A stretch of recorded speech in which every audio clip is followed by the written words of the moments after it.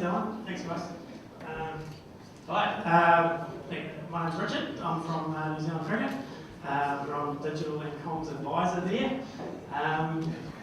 Thanks for having me along. Give you a little bit of background about me first. I used to work for the Nations telco across the road. And you know, at the same time I was a bit of a sport blogger. I had a very average kind of sport blog. I was sort of very keen on online chat and things like that. Probably most importantly, I was a bit of a cricket fan. Always loved cricket since I was a wee boy. So that's kind of my background. I'm going to talk to you today a little bit about why we use social media, how we use it, talk a little bit about some of the players that are on Twitter, and talk a little bit about the best and worst bits of this job. So hopefully get something out of it. So New Zealand Cricket, we are responsible for the Blackcaps, obviously, the men's national cricket side, the White Ferns, who are the women's national cricket side. The major associations were owned by our associations, and through them every cricket player in New Zealand. So there's 6 up and down the country. And I guess ultimately we also look after pretty much all cricket in New Zealand, so grassroots, things like that. So why do we use social media? What's it all about? First and foremost, it's about listening to people. We want to know what people are interested in, what they're keen on. When it comes to cricket, 2 ears and 1 mouth is kind of the golden ratio when it comes to social media. So we're always trying to keep up with the cricket chat. Obviously online there's a lot of stakeholders for us, some media, players, and most importantly fans. So we really want to know what they're talking about. It's a good way for us to kind of get a pulse of the nation kind of thing. So we also want to be good online citizens, and by that I mean that it's not all kind of one-way traffic. Like we want to, like I say, listen, use Twitter appropriately. Reply. It's only polite if someone asks you a question to answer it. And that's really important. To use proper hashtags. And actually use it like it's like it's meant to be. Like everyone uses it. In the same way. Again, we're very aware that we're in people's personal space when we're in their Twitter, so we want to sort of add a bit of value and not be dicks. So, sorry, there's actually a bit of salty language in my preso, so harden up. So, okay. We want to be first with our news. We want to get our news online. First and own it. Whether that's naming a side, someone's injured, if there's a major issue, something like that, we want people to know online first. So these tweets here, there's that first one about the toss, there's quite a lot that goes into that, because the person at the ground is standing on the pitch with the captains making the toss, and then they text the result. It's always like, we won, we're batting, and that's it. To the person kind of back at base that's doing the tweets, so there's a bit of lining up to do that.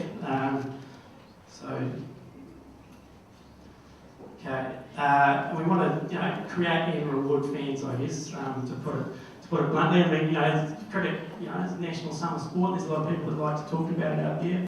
We'd love, to,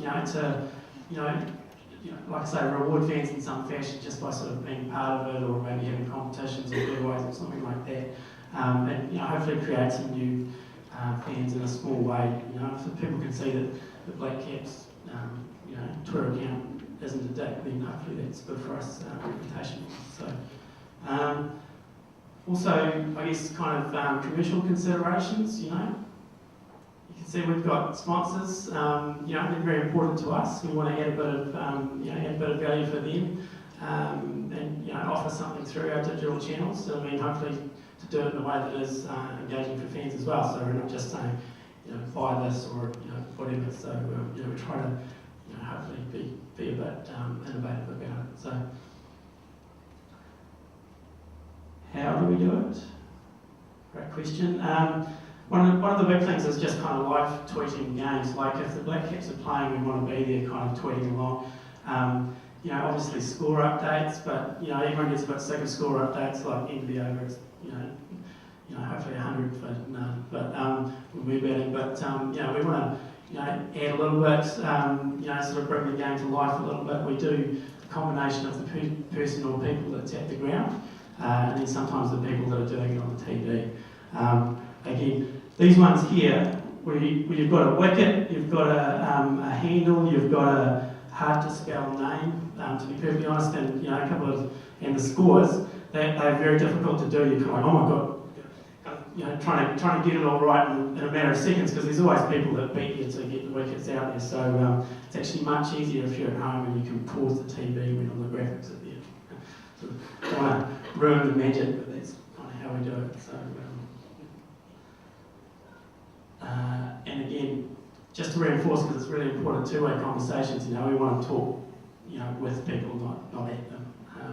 So yeah, we've got some pretty cool fans, So in terms of what we do Twitter. Twitter's obviously pretty big for us. We also do Facebook. We also do YouTube. So we try to, we've got some pretty exclusive access to the players. Get some pretty good. Literally access to them, so we try to make the most of that, try and make some videos and bring it to life a little bit for people. So, yeah, check it out. We'll talk a little bit about the Blackcaps on Twitter. There's a number of them that are on there and do a really good job. The ones there, Martin Guptill, Ross Taylor, Mitchell McLean. There's also people like Jimmy Neesham who do a really good job. Like I say, I think they, one of the things with the Blackcaps is that they're actually out of the country for long periods of time. They're either touring in places like England, Australia, Sri Lanka, Bangladesh, whatever, or they're playing IPL or in England or something like that. So I think that online and social is a good way for people to for them to let people know what they're all about, what they're up to, and that, like I say, they're very good at the two-way stuff as well. So I really think the guys do a good job. So yeah, follow them, tweet them. Yeah, good guys. Players can also, give their sponsors a little bit of love. Often, I don't know, it's quite amazing being a cricketer and sort of having all this stuff turn up, I think. But quite often they do stick it up on Twitter just to say thanks. It's probably quite a good thing for them to be able to say, hey, look, I'm active on social media, I've got X number of followers or whatever, and it's probably pretty appealing to a sponsor, I'd imagine. So, and again, I think that as long as you're doing that in moderation and not just having a constant stream of shoes or bats or gloves or whatever, sort of not a bad way to do it. So one thing that we do try to sort of educate players on is to kind of not get out of shape. This David Warner is an Australian, hence the bad language. So I mean these. And he did really get out of shape having a crack at a journalist on Twitter, and it just, you can imagine, everyone loves it when someone gets out of shape. It's like, it's quite a good story, really. So, yeah, you want to be careful, just kind of, like anyone, be aware that this stuff goes public. So, yeah, it's fantastic. So, yeah. Not fantastic for him. So, but I mean, another thing is that some players don't do it. What you got there is Brendan McCullum, Kane Williamson, Tim Southey and Dan Vittori, and I mean, they're some of the biggest names in the game here in New Zealand, and they don't, and that's fine. It's kind of like everyone needs to make, it's their personal Twitter, it's their life. We can't force them to do it. I think that if we force them to do it, it would not go very well. You can always tell if someone's kind of faking it or astroturfing or what have you. So that's fine. It's their decision, and that's kind of how it is. So yeah, it's not for everyone. The best bits of this job is the banter with the fans, especially when the games are on. Like I say, we've got some real wits out there, and I really enjoy that. It's really, really good, and sort of get to know people as well. I kind of can't believe that I do this. It's kind of, being a bit of a fan, it's probably every 8-year-old boy's dream to, play for the Blackcaps, but if you can't, then maybe you can, sit behind a computer for them or something. So, feel very lucky, very privileged to do this. And going on tour was a bit of a highlight. I've just come back from Bangladesh. I did the tour there, which was interesting. Obviously didn't go so well on the pitch, but I learned heaps. Got to know the guys. It's kind of interesting because, like, when you go away on tour, you don't want, you're really embedded. You're on the bus and you're in the dressing room and you're sort of really part of the team, and you feel very honoured and privileged. But at the same time, you kind of you want to kind of send that to the folks back home, maybe through social and things, but you need to be very aware of the kind of line of what's appropriate and what's not, and not kind of destroy the trust. So, like I say, I thoroughly enjoyed it. It was very cool. So, and this was definitely the high point. I was having my breakfast and they brought a bed over and they wanted me to sign it. So that was quite something. It was the hotel that wanted that, and so there's always going to be a piece of me at the hotel at Agrabah in Chittagong, so pretty stoked with that. The West Bits, trolls. It's like, obviously we're a sport, it's a game, there's got to be winners, there's got to be losers, but when people really kind of cane us when we lose, it's kind of, it's your job to kind of take it and to kind of deal with it and things like that, but it can be hard. It's we get our fair share. It's they can be hard to take. People that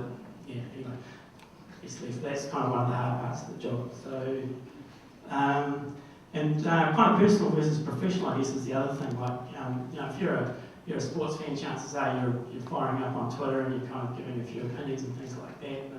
You have to be very, very aware of your role when you have a role like this, I guess.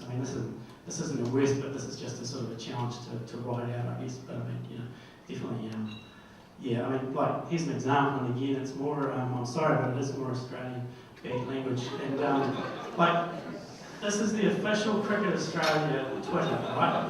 And there was a DRS decision that went against them, and so someone's obviously sat there with their kind of personal account over here and the professional one over here, and stuck it on the professional one, which is not very professional. And again, goals. It was just magic. Everyone retweeted it, but honestly, I don't think you can, unless you're anonymous, I guess you can't have that kind of thing when you're doing the work over here. So use two apps. That's my tip. So that's me. Thank you very much.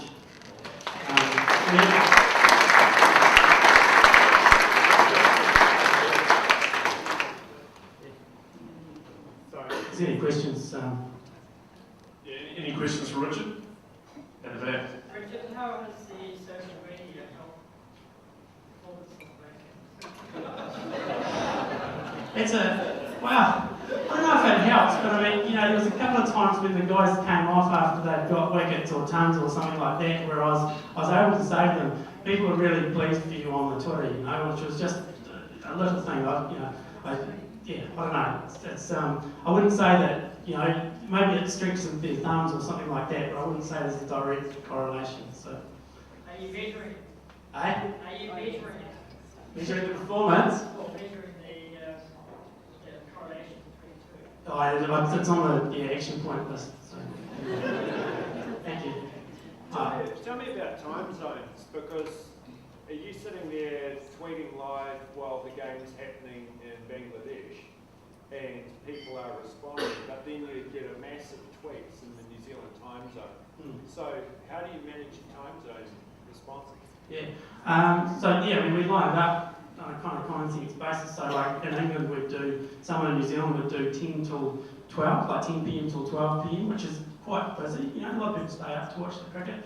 And then after the first session of Test match, we'd hand over to the person at the ground. That would also help the person at the ground kind of get settled in and do their thing there, and then get ready to do the tweets and things like that. So some of the time zones are kind of shocking for this kind of thing. There is a lot of late night, early morning kind of stuff. But I guess the supplementary question is, how do you manage language then? We very rare that we get a tweet that's not in English. Our audience is, primarily New Zealand, I guess, and we're trying to do it for people here, but, yeah. Cool. last question here.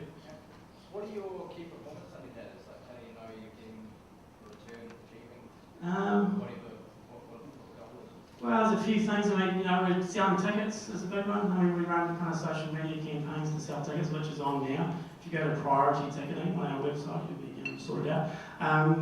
Yeah, it's number of fans, number of interactions. I mean, fans is one thing, but interactions is really what we're after. I mean, we're doing this for both commercial reasons, but probably primarily kind of reputation. Trying to I mean, New Zealand cricket's had a few reputation issues in the last few years, and I mean, this is a way that we can turn that around, hopefully, just by, doing what we do. So, yeah. Thank you, Richard. Can we just give a warm round of applause?